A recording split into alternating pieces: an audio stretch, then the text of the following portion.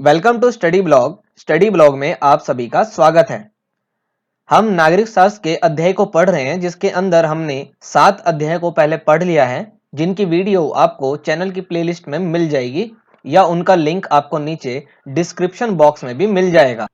तो आप उस प्लेलिस्ट पर जाकर के बाकी की वीडियोस को देख सकते हैं। आज हम अध्याय 8 को पढ़ेंगे, जिसका नाम है न्यायपालिका जुडिशरी। तो चलिए जानते हैं कि न्यायपालिका किसे कहते हैं और इसका कार्य क्या होता है। तो न्यायपालिका न्याय की वह प्रणाली है जो नागरिक तथा सरकार, दो या दो से अधिक राज्यों या संघ एवं राज्यों के बीच उत्पन्न विवादों को सुलझाने का कार्य करती है। तो न्यायपालिका का कार्य क्या है?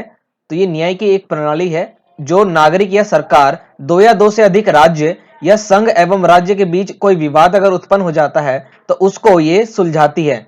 भारत की न्याय प्रणाली विश्व की प्राचीनतम न्याय प्रणालियों में से एक है। भारत का संविधान भारत में एक स्वतंत्र न्याय प्रणाली की व्यवस्था करता है। तो भारत की जो न्यायपालिका है वो स्वतंत्र है, इसके ऊपर किसी का भी कोई दबाव नहीं है, चाहे वो विधायिका हो या कार्यपालिका हो।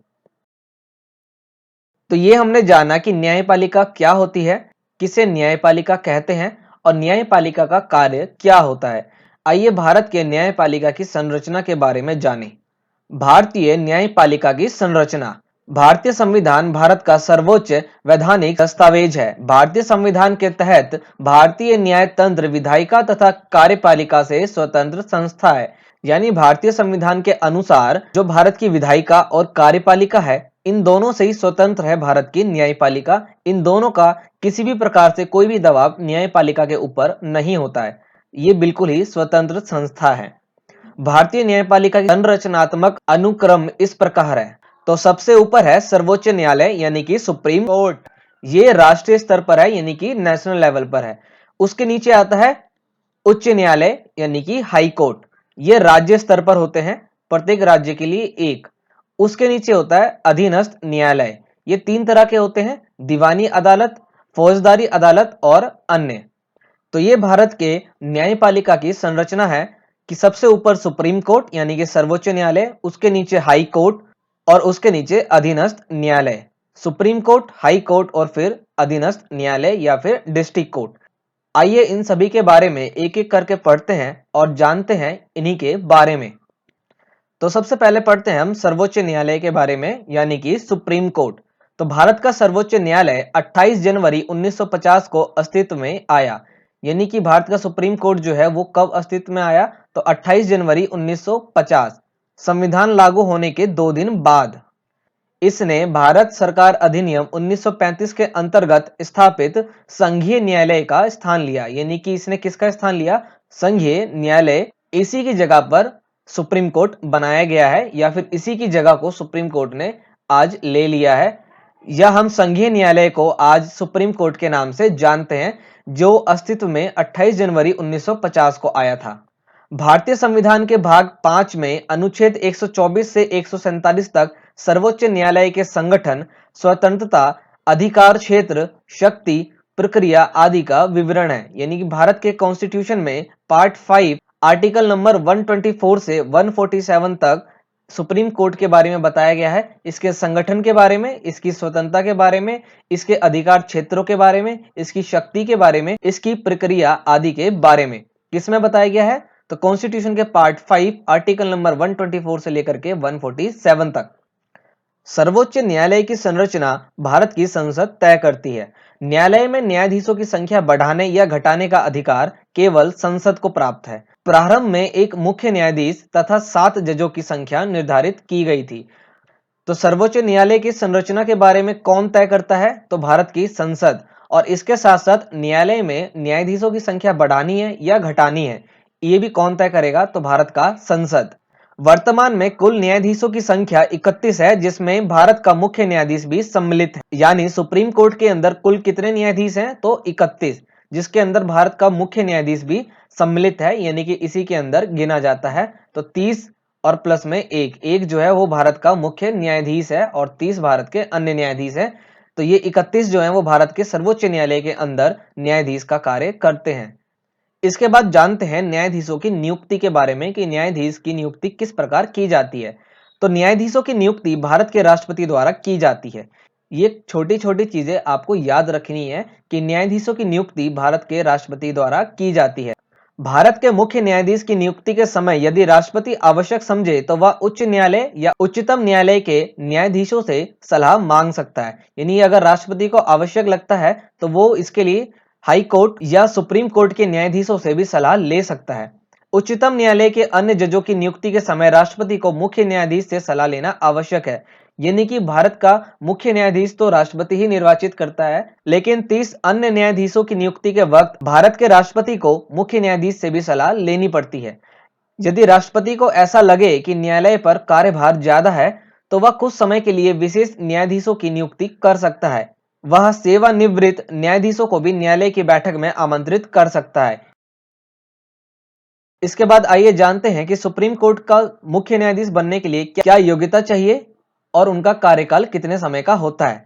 उच्चतम न्यायालय का न्यायाधीश बनने के लिए निम्नलिखित योग्यताएं होनी चाहिए, जैसे कि वह भारत का नागरिक हो, वह एक विख्यात विधिवेत्ता हो या किसी उच्च न्यायालय में कम से कम 5 वर्ष तक न्यायाधीश रहा हो।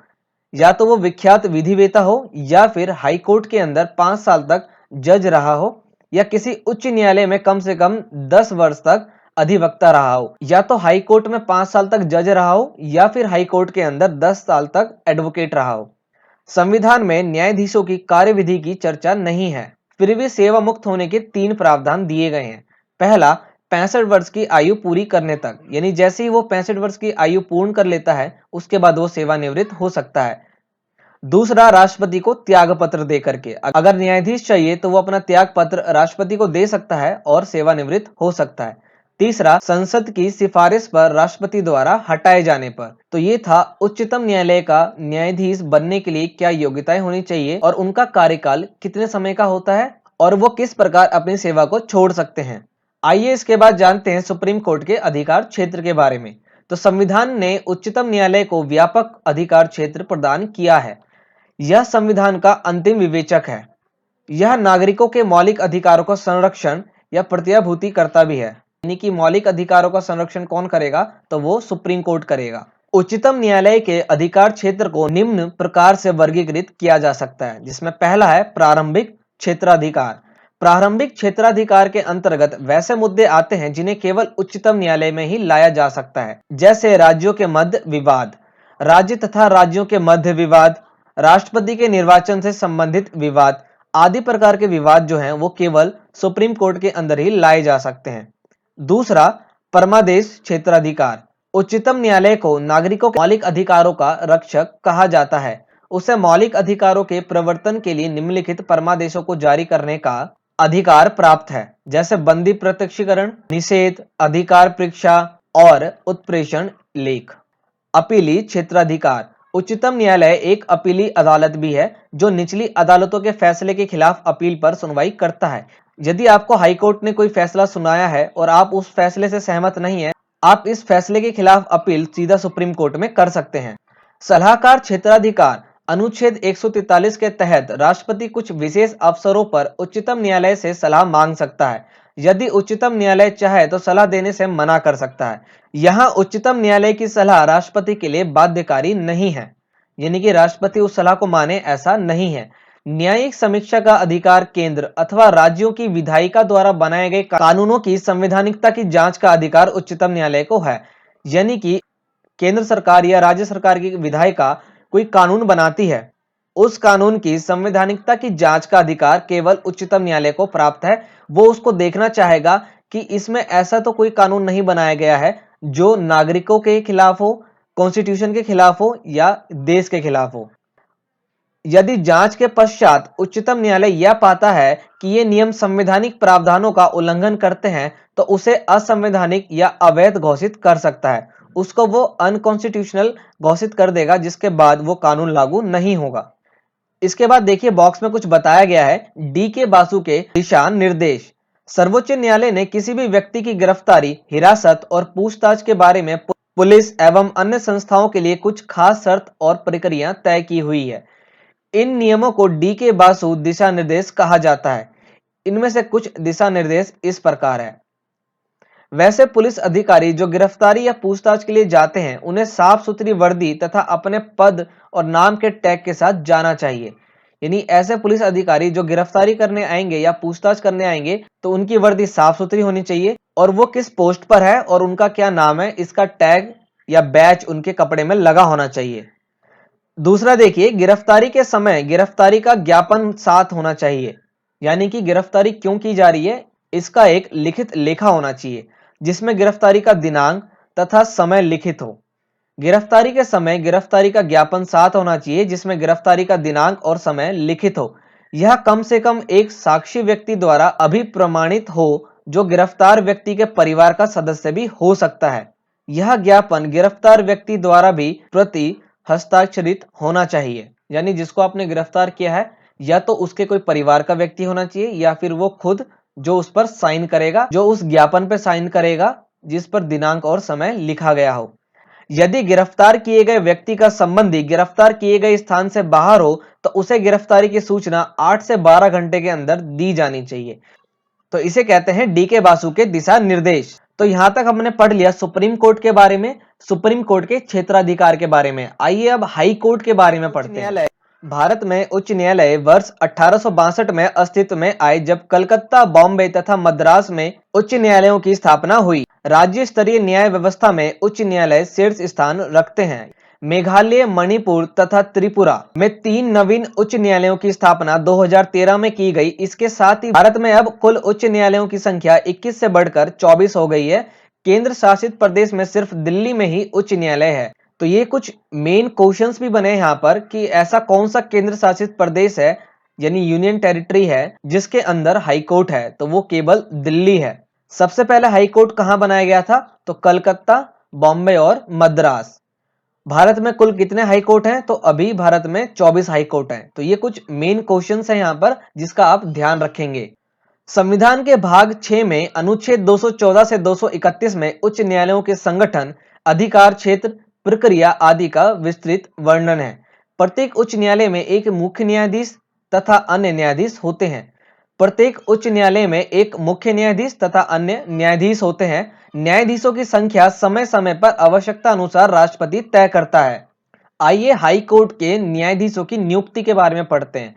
तो उच्च न्यायालय के न्यायाधीशों की नियुक्ति भी राष्ट्रपति ही करता है, जिस प्रकार सुप्रीम कोर्ट के न्यायाधीशों की नियुक्ति भी राष्ट्रपति ही करता है। मुख्य न्यायाधीश की नियुक्ति के समय वह भारत के मुख्य न्यायाधीश तथा संबंधित राज्य के राज्यपाल से परामर्श करता है। अन्य न्यायाधीशों की नियुक्ति के समय वह संबंधित उच्च न्यायालय के मुख्य न्यायाधीश से भी परामर्श करता है। आइए जानते हैं कि हाई कोर्ट का जज बनने के लिए क्या योग्यताएं होनी चाहिए और उनका कार्यकाल कितने समय का होता है। उच्च न्यायालय का न्यायाधीश नियुक्त होने के लिए निम्नलिखित योग्यताएं होनी चाहिए। पहला, वह भारत का नागरिक हो। दूसरा, वह भारत के राज्य क्षेत्र में 10 वर्षों तक न्यायिक पद पर रहा हो। तीसरा, वह भारत के किसी उच्च न्यायालय में 10 वर्षों तक अधिवक्ता यानी कि एडवोकेट रहा हो। संविधान में न्यायाधीशों की कार्य अवधि से संबंधित कोई निश्चित विवरण नहीं है, परंतु निम्नलिखित प्रावधान है। पहला, 62 वर्ष की उम्र तक अपने पद पर बने रहेंगे। दूसरा, अपना त्याग पत्र राष्ट्रपति को दे सकते हैं। तीसरा, संसद की सिफारिश पर राष्ट्रपति उन्हें हटा सकता है। आइए अब उच्च न्यायालय का भी अधिकार क्षेत्र जाने कि उच्च न्यायालय का अधिकार क्षेत्र कितना है और कहां-कहां तक है। उच्च न्यायालय को प्रारंभिक परमादेश, अपीली, पर्यवेक्षक तथा अधीनस्थ न्यायालय पर नियम न्यायिक पूर्वालोकन अभिलेखीय अधिकार प्राप्त है। परमादेश जारी करने के मामले में उच्च न्यायालय को उच्चतम न्यायालय से ज्यादा अधिकार है। जहां उच्चतम न्यायालय सिर्फ मौलिक अधिकारों के परिवर्तन के लिए ही परमादेश जारी कर सकता है, वहीं उच्च न्यायालय अन्य मामलों में भी परमादेश जारी कर सकता है। इसके बाद हम जानते हैं अधीनस्थ न्यायालयों के बारे में। प्रत्येक राज्य में उच्च न्यायालय के पर्यवेक्षण में जिला स्तर पर अन्य न्यायालय कार्य करते हैं जिन्हें अधीनस्थ न्यायालय सब ऑर्डिनेट कोर्ट कहते हैं। ये मुख्यतः दो प्रकार के होते हैं, दीवानी अदालत तथा फौजदारी अदालत। जिला न्यायाधीश जिले का प्रमुख न्यायिक प्राधिकारी होता है। उसे दीवानी तथा फौजदारी दोनों प्रकार के मामलों में अपीली तथा प्रारंभिक दोनों अधिकार क्षेत्र प्राप्त हैं। जब वह दीवानी मामलों की सुनवाई करता है तब जिला न्यायाधीश कहलाता है, परंतु जब वह आपराधिक या फौजदारी मामलों की सुनवाई करता है तब वह सत्र न्यायाधीश कहलाता है। जिला न्यायाधीश न्यायिक तथा प्रशासनिक दोनों प्रकार के कार्य करता है। इसके बाद है प्रथम शिकायत याचिका यानी कि FIR, फर्स्ट इंफॉर्मेशन रिपोर्ट। यह किसी मामले की प्रथम सूचना पुलिस को पंजीकृत कराना है। इसी पंजीकृत सूचना के आधार पर पुलिस संबंधित मामलों में जांच पड़ताल प्रारंभ करती है। प्रथम शिकायत याचिका दर्ज करने से पुलिस द्वारा मना नहीं किया जा सकता, यानी कि कोई भी पुलिस का अधिकारी या कोई भी पुलिस स्टेशन आपको एफआईआर लिखने से मना नहीं कर सकता। एक बार आपकी एफआईआर लिख जाएगी, उसके बाद उसके ऊपर जांच पड़ताल किया जाएगा। आइए जांच पड़ताल में पुलिस की भूमिका के बारे में जानें।